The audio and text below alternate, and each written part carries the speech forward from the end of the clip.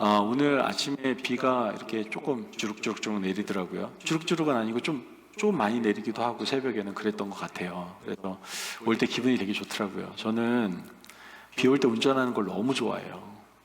어떤 분들은 비 올 때 위험하다고 안 좋아하시는 분들이 계시는데 저는 왜 좋아하냐면 이렇게 비가 막 내릴 때 이 와이퍼를 이렇게 돌리잖아요. 그게 그렇게도 좋아요. 왜 이렇게 좋은지 몰라. 꼭 느낌이 죄를 너무 많이 지었는데 깨끗이 씻기는 것 같아가지고 되게 기분이 좋아요. 이건 죄 많이 지어본 사람만 느낄 수 있는 건가요? 하여튼 너무 좋아요. 저는 정말 이렇게 씻길 때마다 내 죄가 하나씩 하나님으로 씻기는구나 막 이런 느낌이 들어가지고 너무 기분이 좋은 것 같습니다. 어찌됐든 이렇게 비가 오니까 좀 더위도 식는 것 같고 꼭 가을이 찾아오는 것 같다라는 느낌을 받았습니다. 여러분 어떠세요? 가을이 오니까 기분이 좋으신가요? 어떤 분들은 갑자기 졸음이 오고 자꾸만 사색이 적고 싶어하고 막 이런 분들 계신가요? 가을이 오긴 온 것 같아요, 그죠? 근데 가을이라고 하면 우리가 한 가지 단어가 생각나는데 그게 바로 추수라는 단어가 아닌가 생각을 해보게 되죠. 그래서 저희는 이게 추수가 단순히 곡식을 거둬들이고 어떤 우리의 육식의 풍요로움만을 얘기하는 것이 아니라 영적으로는 이 기간이 바로 영적 추수 기간이 되어야 되지 않을까라는 생각을 해보게 됩니다. 그래서 제가 2015년도 여기 12월에 파송을 받았는데 2016년도부터 시작했던 게 바로 NLM 운동입니다. New Life Movement라고 해서 새생명 운동을 시작을 했죠. 이 새생명 운동을 시작하면서 세 가지의 목표를 걸었습니다. 이게 꼭 전도 이런 행사가 아니라 좀 연말되어서 좀 나태해지거나 또한 부족했던 우리의 모습을 좀 돌아봤으면 좋겠다는 생각도 들고 또 우리 교회가 도대체 무슨 교회지? 라는 생각도 좀 해봐야 될 것 같고 또 잃어버린 영혼에 대해서도 관심을 가져야 될 것 같고 이런 목적을 가지고 이제 이 새생명 운동을 진행하게 됐습니다. 이번에 우리 새생명 운동의 주제는 부르심이라는 주제입니다. 히브리서 3장 1절 말씀을 바탕으로 우리가 부르심에 대한 주제를 갖게 됐는데요. 아까 말씀드렸다시피 우리 새생명 운동의 목적은 첫째는 개인 영적 각성 운동입니다. 이 기간을 통해서 아직도 죄 가운데 살아가는 우리의 모습이 있다면 하나님께 철저히 회개하시고 하나님 관계를 회복하는 시간, 그 시간이 바로 이 6주간의 기간이 되셔야 되고요. 둘째는 저희 교회의 사명과 비전을 다시 한번 인식하는 시간이 되셨으면 좋겠어요. 저희 교회 비전은 뭡니까? 하나님께서 우리에게 주신 것은 다음 세대를 세우라는 거예요. 그래서 우리 교회가 정말 이 비전에 따라 지금 잘 걸어가고 있는지를 점검할 수 있는 시간이 바로 이 기간이 되어야 된다고 생각합니다. 마지막으로 잃어버린 영혼을 주님께로 인도하는 기간. 우리 여러분 이 얘기는 간단히 얘기해서 전도해야 된다는 얘기입니다. 그럼 전도는요 해도 되고 안 해도 되는 게 아니라 하나님이 주신 명령입니다. 그런데 여러분 기억하셔야 될 게 뭐냐면은 전도라는 것이 교회에 꼭 데리고 오는 것을 얘기하는 건 아니에요. 그건 인도라고 얘기하는 거고 전도 뭐라고 그랬어요? 복음을 전하는 걸 얘기하는 거라고 그랬어요. 물론 복음을 전하다 보면 교회에 올 수도 있는 겁니다. 근데 우리가 그 받은 사명, 그 명령을 이번 기간 동안에 함께 기도하면서 작정하면서 그렇게 한번 해볼 수 있어야 된다는 것이죠. 이 새생명 운동을 시작하는 시점에서 일단은 첫 주에 첫 번째 목적에 대해서 우리가 한번 생각해 보면서 오늘 말씀을 나눠보려고 합니다. 우리가 영적 각성 운동, 우리가 영적으로 좀 더 깨어나기 위해서 반드시 필요하고 다뤄야 될 내용이 있다라고 한다면 그것은 바로 부르심이다라고 말할 수가 있을 겁니다. 가끔 성도님들과 얘기 나누다 보면은 이런 분들이 계세요. 도대체 내가 왜 살아가는지 모르겠어요. 난 왜 이렇게 힘든지 모르겠어요. 왜 이렇게 나에게 고통이 오는 것이죠? 하필이면 왜 나예요? 이렇게 안 좋은 일은, 이렇게 고통스럽고 슬픈 일은 왜 하필은 나에게만 오는 거예요? 라고 이야기하는 분들을 종종 만나게 됩니다. 그리고 불평과 원망 속에서 하루하루를 보내는 분들을 보게 되죠. 이게 믿지 않는 사람이 아니라 믿는 사람이 그런다니까요. 여기 계신 분들 중에서 있을까요, 없을까요? 있다라고 얘기하는 입술을 본 것 같아서 제가 순간 조금 당황스럽게 하는데 이렇게 대놓고 고백하실 줄 몰랐거든요. 있는 것 같아요. 저도 사실 좀 짜증나기도 하고 힘들 때가 있습니다. 아니 우리가 인간인데 그런 게 없을 수 있겠습니까? 순간적으로 막 원망되고 불평되고 짜증나고 질투할 수 있고 이런 마음이 있을 수 있죠. 그런데 그런 삶이 계속되는 경우가 종종 있습니다. 이런 분들은요 삶의 수많은 선택을 해야 되는 그런 기로에 있을 때 잘된 선택을 할까요? 잘못된 선택을 할까요? 대부분 잘못된 선택을 하게 되는 걸 보게 됩니다. 그래서 우리가 믿음의 사람으로서 이 세상을 살아가는데 늘 마음에 담고 새겨야 할 단어가 있다라고 한다면 그 단어는 바로 부르심이라는 단어입니다. 오늘 그래서 우리가 함께 부르심에 대해서 말씀을 나누면서 그 부르심 안에서 부어주시는 그 놀라운 하나님의 메시지를 함께 들어보려고 합니다. 여러분, 부르심은 뭘까요? 가장 기본적인 내용입니다. 이 부르심에 대해서 생각할 때 이 내용이 빠지면은 절대로 이게 성립이 되질 않습니다. 첫째, 부르심은요, 바로 하나님의 은혜입니다. 믿으십니까? 아멘. 부르심이 뭐라고요? 하나님의 은혜예요. 오늘 본문에서 우리를 가리켜서 뭐라고 얘기합니까? 거룩한 형제들아 라고 얘기하는 걸 보게 되죠. 거룩하다라는 수식어와 형제들이라는 호칭, 여러분 어떠십니까? 마음에 팍 와닿으십니까? 거룩한 형제 자매님 이렇게 했을 때 내가 좀 거룩하지 이런 느낌 드십니까? 한번 앞뒤로 얼굴 한 번씩 보세요. 보면서 우리 여자분한테는 거룩한 자매님, 그리고 남자분한테는 거룩한 형제님 한번 해보세요. 예. 얼굴에 왠지 모르는 위선이 보이기 시작하고 있습니다. 예. 어떠세요? 그거 들었을 때 마음이 평안하고, 그래, 내가 거룩한 형제, 내가 거룩한 자매 맞지, 이렇게 생각이 드십니까? 물론 정말 성령 충만하신 분이라고 한다면 그렇게 말할 수 있을지도 모르겠지만, 왠지 모르게 거룩한 자매님, 거룩한 형제님 이렇게 얘기했을 때 내가 그렇게 거룩하진 않은데, 이런 생각이 드는 분이 좀 계실 수 있다라고 생각을 해요. 저도 가끔은 목사님 너무나 거룩하세요 이렇게 말하면은 조금 그럴 때 있어요. 제가 예전에 개척교회를 했을 때, 캘리포니아에서 개척했을 때 정말 열심히 나름대로 사명을 감당한다고 했는데, 좀 어려운 시기가 왔을 때 하나님께 기도하는데 하나님께 저에게 들려주신 음성이 있었어요. 그게 뭐냐면은, 정말 눈물 흘리면서 기도하고 있는데, 너는 거룩하고 성실한 내 아들이란다, 이렇게 얘기를 하는데 마음이 조금 편하진 않더라고요. 아멘으로 받긴 했는데 사실 좀 그렇게 성실한 것 같지도 않았고 거룩한 것 같지는 않았거든요. 그런데 그렇게 말씀을 하시니까 조금은 불편했지만 아멘으로 받았을 때 하나님의 은혜가 임하게 되는 것을 저는 그때 경험하게 됐습니다.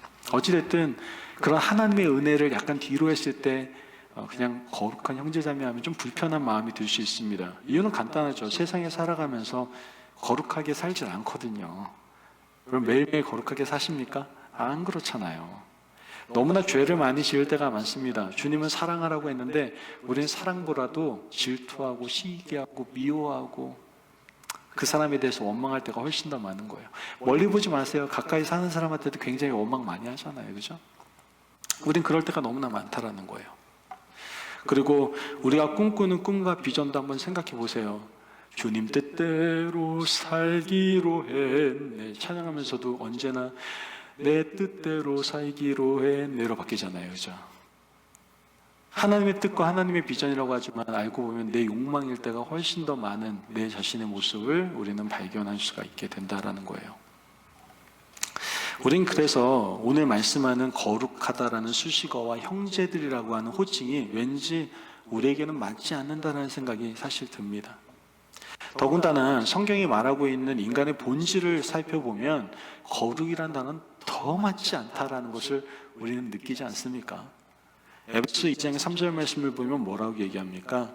전에는 우리도 다 그 가운데에서 우리 육체의 욕심을 따라 지내며 육체와 마음에 원하는 것을 하여 다른 이들과 같이 본질상 진노의 자녀이었더니, 성경은 우리의 수식어와 호칭이 얼마나 어떤 게 잘 맞는지를 분명하게 얘기하고 있죠. 뭐가 잘 맞아요?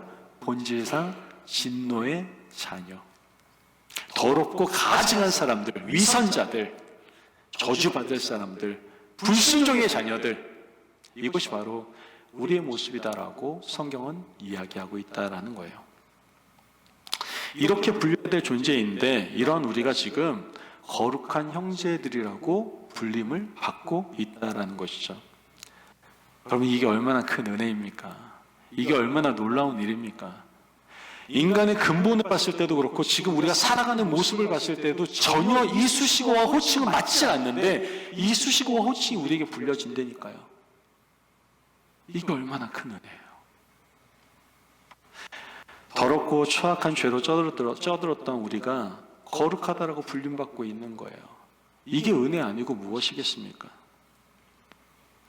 도대체 그렇다면 어떻게 우리가 이러한 은혜를, 이러한 변화를 누릴 수가 있게 되었을까요? 디모데후서 1장 9절 말씀 보면 이렇게 얘기합니다. 하나님이 우리를 구원하사 거룩하신 소명으로 부르심은 우리의 행위대로 하심이 아니요 오직 자기의 뜻과 영원 전부터 그리스도 예수 안에서 우리에게 주신 은혜대로 하심이라. 아멘. 하나님이 우리를 부르실 때 우리에게 거룩한 형제다라고 한 이유, 우리를 구원하신 이유는 우리의 행위대로 부르신 것이 아니라 하나님의 뜻과 영원한 때 전부터 그리스도 예수 안에서 우리에게 주신 은혜대로 불렀다라고 성경은 이야기하고 있는 겁니다. 즉 우리가 고백하는 믿음의 사도요 대제사장이신 예수 그리스도 때문에 우리가 부름을 받게 되었다라는 걸 말씀하고 있는 겁니다. 하나님 우리를 부르셨습니다. 무엇으로 부르셨습니까? 예수 그리스도 복음으로 우리를 부르셨다라는 거예요. 아멘. 그런데 거기에는 우리의 열심, 우리의 노력이 아니었다라는 겁니다. 하나님의 부름에 있어서 우리가 어떤 자격을 갖추었기 때문에, 우리가 어떤 능력을 가지고 있었기 때문에 부른 것이 아니라 오직 복음으로 말미암아 우리를 불렀다라고 얘기하고 있다라는 거예요. 아멘. 더 놀라운 사실이 있어요. 우리를 불러주신 것만으로 너무나 놀라운 은혜죠. 너 거룩한 내 딸이란다, 내 아들이란다, 이렇게 불러주신 것만 너무나 감사한 일인데, 너무나 더 놀라운 사실은 히브리서 2장 11절 말씀을 보면 거룩하게 하시는 이와 거룩하게 함을 입은 자들이 다 그 한 근원에서 난지라. 그러므로 형제라 부르시기를 부끄러워하지 아니하시고, 이렇게 말씀을 합니다. 말씀을 보면 예수님께서 더럽고 수치스러운 죄 가운데 거하던 우리를 신이 거룩히 구별하시고 형제라고 부르는 것을 어떻다는 거예요? 부끄러워하지 않았다라고 성경은 이야기하고 있다는 것이죠. 여러분들 보통 부끄럽다고 느낄 때가 언제입니까? 자기하고 좀 레벨이 맞지 않거나 좀 어떤 그 대상이 내가 뭐 이렇게 좀 자랑할 만한 대상이 아닐 경우에 좀 부끄러움을 느끼잖아요. 그죠? 여러분 그러진 않나요? 부끄러운 사람을 한 번도 안 만나봤나 봐요. 저는 되게 부끄러운 고백이지만 전 지금 현재 저희 아버지를 굉장히 존경합니다. 제 인생의 멘토가 있다라고 한다면 전 당연히 우리 아버지를 손꼽을 겁니다. 평생을 성실하게 살아오셨고 자녀들을 위해서 헌신하셨습니다. 너무나 잘 알고 있습니다, 지금은. 근데 제가 초등학교 시절만 해도 사실 저희 아버지는 저에게 좀 부끄러움의 대상이었습니다. 왜냐하면 저희 아버지와 어머니는 새벽부터 나가서 일을 하셔야 됐기 때문에 수산시장에 가가지고 생선을 띄어다가 아침을 준비하고 저녁까지 일을 하셨어요. 아침부터 생선 잡아온 거 가지고 계속 회를 치시고 다듬고 막 하시다 보니까 저희 아버지에게는 다른 친구들 주위에 있는 아버지에게 나타났던 향수의 냄새보다는 저희 아버지는 다른 냄새가 나더라고요. 그게 바로 생선 비린내였습니다. 그러다 보니까 멀리서 아버지가 저를 아는 척하면서, 그때 또 아버지가 다른 친구들은 막 자가용으로 이렇게 아빠가 올 때인데 저희 아버지는 자전거를 타시고, 또 그 자전거도 거의 오토바이 같은 큰 자전거 있어요. 옛날에 뭐 아실런지 모르겠는데 엄청 큰 자전거가 있어요. 그거를 타고 오시면서 저에게 막 인사를 하시는데 저는 반갑게 그 인사를 맞이하지 못하고 좀 그 자리를 좀 회피했던 것들이 생각이 나더라고요. 이유는 간단합니다. 부끄러웠어요. 아버지가 우리 아버지가 다른 아버지에 비해서, 또한 그분이 나의 아버지라는 거에 대해서 조금 부끄러웠던 것 같아요. 그런데 사실 이 정도 수준은 예수님과 우리의 수준의 차이하고는 비교도 되지 않습니다. 사실 비교 자체가 안 됩니다. 우리같이 죄 많고 더럽고 추악한 사람들에 대해서 내 형제라고 얘기할 수 있다라고 한다라는 것, 부끄러워하지 않으시고 내 형제라고 얘기할 수 있다는 것, 이게 얼마나 큰 은혜입니까? 정말 우리는 예수님과 가까이 할 수 없는 존재인데 레벨을 자체 이거 수준을 논할 수 있는 정도가 아닌데 그분이 우리를 형제라고 얘기하고 있다라는 것, 이게 얼마나 큰 은혜입니까? 우리는 오직 주 예수 그리스도로 말미암아 거룩한 형제들이라 불리게 되었습니다. 본질상 진노의 자녀였던 우리는요, 아무리 열심히 살고 노력해도 올바른 목적과 방향대로 살아갈 수가 없었습니다. 열심히 살아가도 열심히 지옥으로 달려가는 길일 뿐이었어요. 그러나 오직 예수님의 은혜로 말미암아 우리의 삶이 변화된 겁니다. 세상 것이 전부인 줄 알고 이 땅에서 누리다가 지옥 갈 수밖에 없는 인생을 이 땅의 전부지가 아니라는 것을 알게 해주시고 영원한 생명, 영원한 나라를 꿈꾸게 해주신 분이 바로 우리 예수님이시다라는 것이죠. 이 모든 것이 다 하나님의 부르심 안에 있다라는 거예요. 이게 얼마나 큰 은혜입니까? 여러분 지금 인생을 잘 살아갈 수 있는 것, 누구의 은혜입니까? 내가 잘 살아가서가 아니라 하나님의 은혜입니다. 여러분들 부르심은요, 즉 하나님의 은혜예요. 그러므로 하나님의 부르심이 은혜임을 깨닫고 그 은혜를 늘 기억하며 살아간다면 우리는 하나님께 영광과 찬양을 올릴 수밖에 없어요. 뭐가 그렇게 불평할 게 많아요? 뭐가 원망할 게 그렇게 많으세요?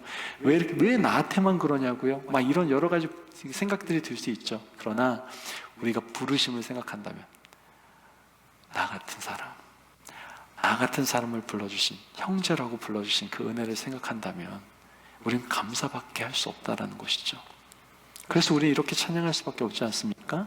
나 같은 죄인 살리신 주의 고마워 잃었던 생명 찾았고 광명을 얻었네. 아멘. 이게 부르심이잖아요. 이게 하나님의 은혜 아닙니까? 그 부르심으로 말미암아 우리는 광명을 얻었다는 것이죠. 그러므로 우리는 그 부르심의 자리에서 언제나 감사할 수밖에 없는 겁니다. 자, 그렇다면 부르심은 또 무엇입니까? 바로 부르심은 우리의 정체성이다라는 것을 우리는 알 필요가 있습니다. 부르심은 우리의 정체성이에요. 말씀을 보면 우리는 하늘의 부르심을 받았다라고 성경은 말하고 있습니다. 즉, 이 말은 우리가 하나님의 것으로 부르심을 받았다라는 말을 하고 있는 겁니다. 하나님의 것이다라는 것을 말씀하고 있다는 거예요. 우리가 어디에 속해 있느냐에 따라서 우리의 신분이 바뀌고 우리의 지위가 달라지고 우리의 위치가 달라지는 것을 보게 됩니다. 삶의 형태가 달라집니다. 어떤 똑같이 결혼을 해도요, 대통령 아내가 되면 영부인이라는 얘기를 듣기도 하고요, 자상한 남편에게 결혼을 해가지고 그 사람에게 속하게 되면은 공주님 아니면 뭐 왕비님 뭐 이런 표현을 자기 뭐 이런 좋은 단어들을 사용하잖아요, 그죠? 그런데 별로 썩 좋지 않은 남편을 만나게 되면 어떻게 됩니까? 원수 이인간, 이름이 있는데도 인간이라고. 이인간, 성은 이요, 이름이 인간인가 봐요. 이인간, 도대체 넌 왜 사니? 등등 여러 가지의 표징들이 따라가는 걸 보게 되지 않습니까? 어디에 속해 있느냐에 따라서 우리의 삶의 형태는 너무나 달라진다라는 것이죠. 그런데 너무나 감사한 것은 우리가 누구에게 속해 있다라고 성경은 얘기하고 있는 겁니까? 하나님께 속해 있다라고 분명히 말씀을 하고 있다라는 것이죠. 하나님께 부름 받았다는 것, 하나님께 속해 있다라는 것은 우리가 천국 시민이 되었다는 것이고 하나님의 소유된 하나님의 사람이 되었다는 것을 우리에게 말씀해 주고 있다라는 겁니다. 이사야서 43장 1절 말씀을 같이 한번 읽어보도록 하겠습니다. 시작. 야곱아, 너를 창조하신 여호와께서 지금 말씀하시느니라. 이스라엘아, 너를 지으신 이가 말씀하시느니라. 너는 두려워하지 말라. 내가 너를 구속하였고 내가 너를 지명하여 불렀나니 너는 내 것이라. 아멘. 지금 이 말씀에서 너라고 하는 것은 하나님의 소유인 우리를 얘기하고 있는 겁니다. 저와 여러분을 얘기하고 있는 것이죠. 하나님의 부름, 즉 하나님께 속한 사람들을 이야기하고 있는 겁니다. 그래서 이 말씀을 자기 이름을 넣으면은 내가 어디 소속인지를 분명히 알 수가 있게 되죠. 한번 제가 제 이름을 넣어보겠습니다. 성철아, 너를 창조하신 여호와께서 지금 말씀하신다. 성철아, 너를 지으신 이가 말씀을 하셔. 성철아, 두려워하지 마. 성철아, 너를 구속하였고 또한 성철이 너를 지명하여 불렀으니 성철이는 누구 거? 내 거야. 이렇게 말씀을 하고 있는 겁니다. 여러분, 누구 거? 하나님 겁니다. 하나님 거. 요한복음 6장 37절 말씀을 보면 이렇게 얘기합니다. 아버지께서 내게 주시는 자는 다 내게로 올 것이요 내게 오는 자는 내가 결코 내쫓지 아니하리라. 하나님의 것인데 하나님께서는 분명히 약속하십니다. 내 거 절대로 내가 내쫓지 않을 거야 라고 약속해 주셨다라는 것이죠. 물론 때로 자식들이 말을 정말 안 들어요. 그리고 바른 길로 가지 않으면은 부모는 어떻게 합니까? 권면을 하기도 하고 책망을 하기도 하고 매를 들기도 합니다. 하지만 그렇게 책망하고 혼내고 매를 드는 이유는 그 자녀가 싫어서 미워서 하는 것이 아니라 그 자녀를 너무나 사랑하기에 올바른 길로 인도하길 원하는 부모님의 마음이다라는 것을 우리는 잘 알 수가 있죠. 마찬가지로 하나님께서 우리를 사랑하시기 때문에 잘 되라고 때로는 권면하기도 하고 책망하시기도 하고 징계도 내리신다라는 겁니다. 하나님께서 우리를 그만큼 어떻게 하신다는 거예요? 관심 가지고 계시고 사랑하고 계시고 아껴주고 계시고. 우리 2부 오시는 분들은 믿음이 좋으신 분들이니까 아멘을 많이 할 줄 알고 제가 지금 계속 얘기를 하는 거거든요. 아껴주고 사랑하고 관심까지 나오는데도 아멘이 안 나오면 저는 이 정도 되면 최 전사님 뒤에서 아멘 한 2번쯤 나올 줄 알았는데 지금 앞에 분들이 반응이 없으니까 전사님도 요즘 아멘을 잘 안 하잖아요. 여러분들이 앞에서 많이 해주셔야 된다니까. 이렇게 하신 이유는 하나님 여러분을 저를 아껴주시고 사랑하시고 관심 가주신다는 얘기예요. 아멘. 지금 시편 17편 8절 말씀을 보면은 하나님께서 하나님의 자녀들, 자신에게 속한 사람들을 어떻게 하신다고 그래요? 눈동자같이 지켜주신다라고 하는 것을 우리는 보게 됩니다. 그럼 보통 막 먼지바람 딱 불잖아요. 그러면 여러분들 반응 어떻게 합니까? 이렇게 합니까? 별로 안 멋있습니까? 이렇게 해야 됩니까? 예, 바람 물 막 이렇게 오면은 제일 먼저 반응하는 것이 바로 이 눈일 겁니다. 눈꺼풀이 먼저 딱 닫히죠. 예, 어떤 동작보다도 빠르게 움직이는 게 아마 눈꺼풀일 겁니다. 이 얘기는 하나님이 눈동자같이 보호해 준다라는 것, 즉 신속하게 우리를 지켜주시고 보호해 주실 것이다라는 것, 내 것이기 때문에 그 말씀을 하고 있는 겁니다. 이사야서 41장 10절 말씀을 보면 두려워하지 말아라. 내가 너와 함께함이라. 놀라지 말아라. 나는 내 하나님이 됨이라. 내가 너를 굳세게 하리라. 참으로 너를 도와주리라. 참으로 나의 의로운 오른손으로 너를 붙들리라. 믿으십니까? 아멘.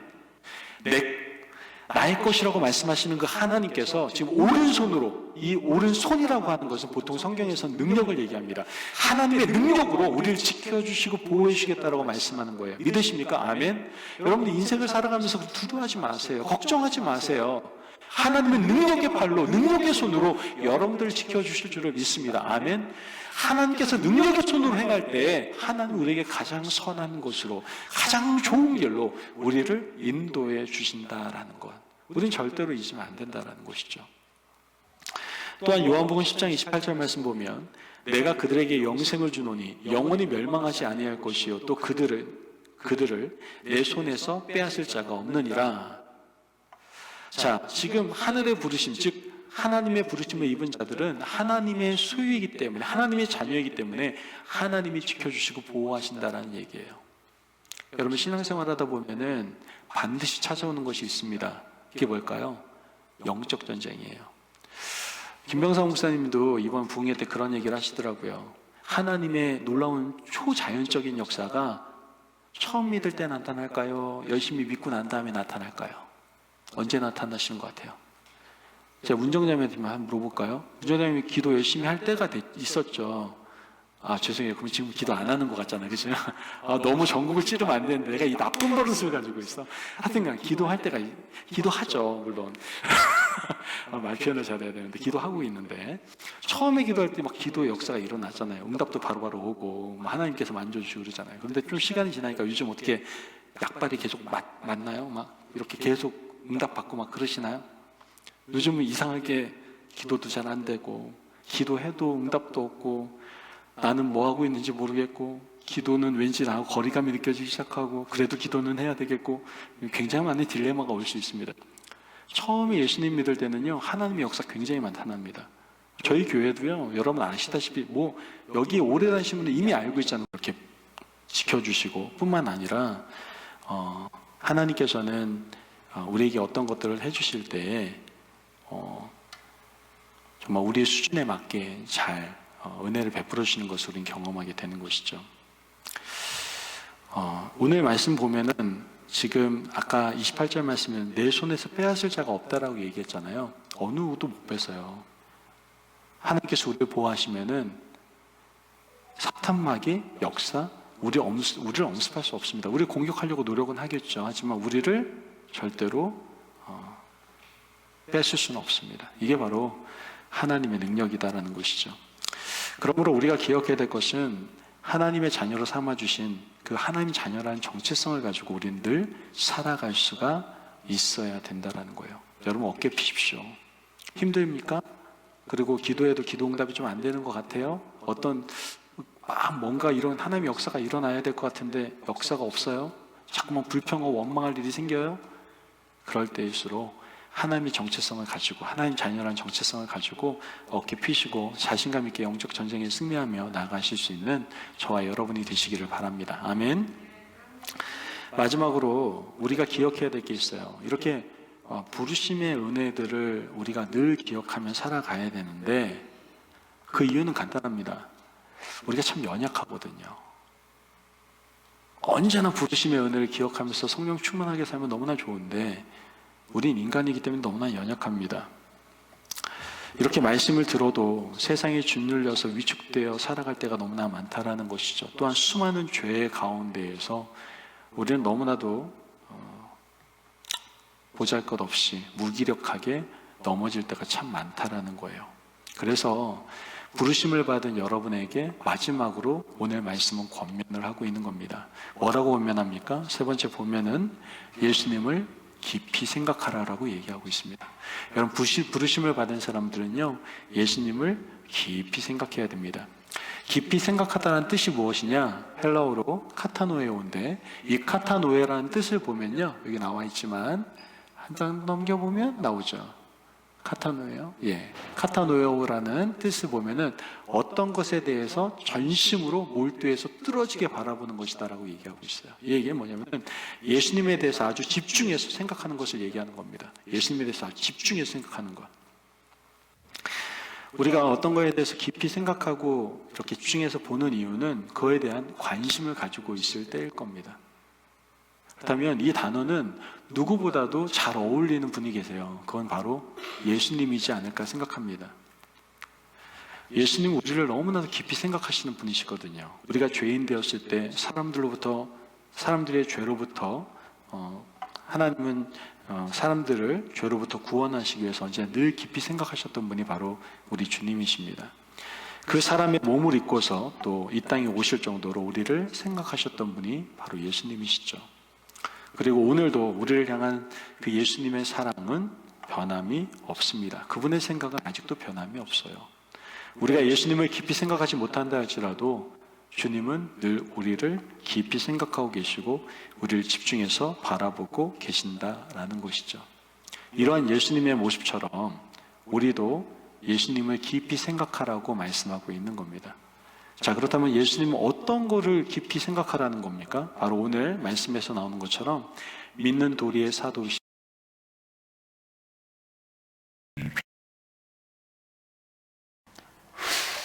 믿음의 사도이시며 대제사장이신 그분을 깊이 생각하라는 것. 이 말은 도대체 뭐죠? 일단 사도는 뭡니까? 사도는요 아포스톨로스라는 헬라어를 가지고 있는데 이 아포스톨로스라는 것은 보냄받은 자라는 뜻입니다.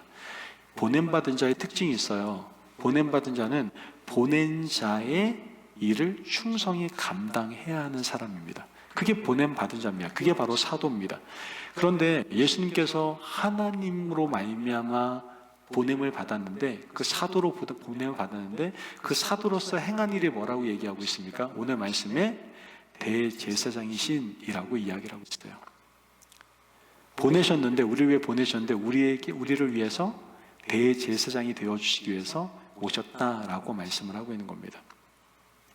여러분, 대제사장이라고 하면 여러분 잘 알다시피 구약시대에 사람들이 죄를 짓지 않습니까? 그러면 그 죄를 대신하여서 제사를 지내줬던 것이 바로 대제사장입니다. 그리고 그 제사 때에는 반드시 필요한 것이 있는데 그게 바로 속죄 제물이었습니다. 그래서 히브리서 9장 22절 말씀 보면은 피 흘림이 없은즉 사함도 없다라고 말을 하고 있어요. 그래서 피 흘리는 속죄 제물이 필요하다라는 것을 분명히 말씀하게 하고 있다는 것이죠. 예수님께서는 이 땅의 죄를 사해 주시기 위해서, 우리를 위해서 대제사장의 사명을 가지시고 이 땅에 보내심을 받았습니다. 그리고 예수님은 대제사장의 그 속죄의 사명을 감당하게 되는데, 다른 짐승을 가지고 와서 속죄를 한 것이 아니라 자신 스스로 직접 흠이 없고 정결한 속죄 제물이 되셔서 피를 흘려 죽으셨다는 것이죠. 그것이 바로 십자가 사건입니다. 그러므로 예수님을 깊이 생각하라. 그 얘기는 뭐예요? 너를 위해서 십자가에 돌아가신 예수를 바라봐라 라는 것을 말씀하고 있는 겁니다. 너희를 구속하기 위해서 십자가에 못 박혀 죽으신 그분을 깊이 생각하라는 것이죠. 예수님은 우리에게 대속의 은혜를 베풀어 주셨습니다. 그리고 그 은혜로 말미암아 우리는 구원을 받을 수 있었습니다. 하나님의 부르심은 예수 그리스도로, 복음으로 우리를 부르셨어요. 그 부르심에 우리가 응답할 때 우리는 이제 구원의 은혜를 누릴 수가 있게 된 겁니다.